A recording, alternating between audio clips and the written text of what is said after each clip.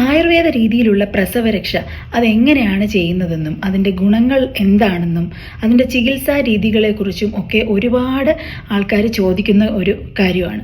പ്രസവശേഷം ഒരു സ്ത്രീ, ഒരു പുതിയ അമ്മ കടന്നു പോകുന്ന ഒരുപാട് ശാരീരികവും മാനസികമായിട്ടുള്ള ബുദ്ധിമുട്ടുകളിലൂടെയാണ്.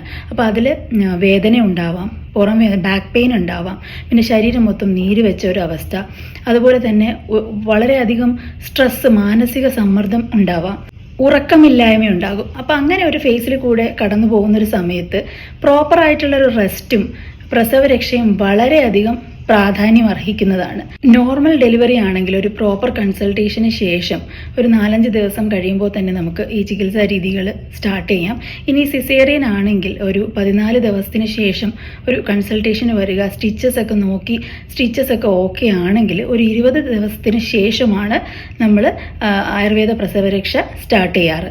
അപ്പോൾ ഇതിൽ നമ്മൾ ഇൻറ്റേർണൽ മെഡിക്കേഷൻസ് കൊടുക്കാറുണ്ട്, അകത്തേക്ക് കഴിക്കാനുള്ള മരുന്ന്, അഗ്നി വർദ്ധിപ്പിക്കാൻ. അതായത് ഇത് നമ്മൾ ഡൈജസ്റ്റീവ് ഫയറൊക്കെ വളരെ കുറഞ്ഞിരിക്കുന്ന ഒരു സമയമായിരിക്കും. അപ്പോൾ അഗ്നി വർദ്ധിക്കാനുള്ള മരുന്നുകൾ, പിന്നെ എക്സ്റ്റേണൽ തെറാപ്പീസ് ഉണ്ടാവും.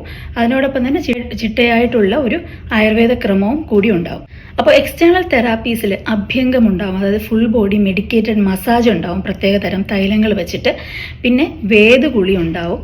അതിനോടൊപ്പം തന്നെ ചിലർക്ക് കിഴികൾ നിങ്ങൾ കൊടുക്കാറുണ്ട്. പിന്നെ കുഞ്ഞിന് ഒരു ഓയിൽ മസാജ് ഉണ്ടാവും, ഒരു ഹെർബൽ ഡിക്കോക്ഷൻ ബാത്തും കൂടി ഉണ്ടാവും. അതിനോടൊപ്പം തന്നെ പ്രോപ്പറായിട്ടുള്ളൊരു ഡയറ്റ് റെക്കമെൻഡേഷനും കൂടിയൊക്കെയാണ് നമ്മൾ കൊടുക്കാറ്. എന്തിനാണ് പ്രധാനമായിട്ടും പ്രസവരക്ഷ ചെയ്യുക എന്ന് ചോദിച്ചു കഴിഞ്ഞാൽ നമ്മുടെ ഹെൽത്ത് റീഗെയിൻ ചെയ്യാൻ, അതുപോലെ തന്നെ ഡൈജസ്റ്റീവ് ഫയറിനെ കൂട്ടാൻ, പിന്നെ നമ്മൾ വാദത്തിനെ ഒന്ന് കറക്റ്റ് ആക്കാൻ, പിന്നെ ബാക്ക് പെയിൻ പോലുള്ള പ്രശ്നങ്ങൾ കുറയ്ക്കും, പിന്നെ വെയിറ്റ് ലോസ് ഉണ്ടാവും, അതുപോലെ തന്നെ പ്രോപ്പറായിട്ടുള്ള ഒരു ലാക്ടേഷനും സഹായിക്കുന്നതാണ്.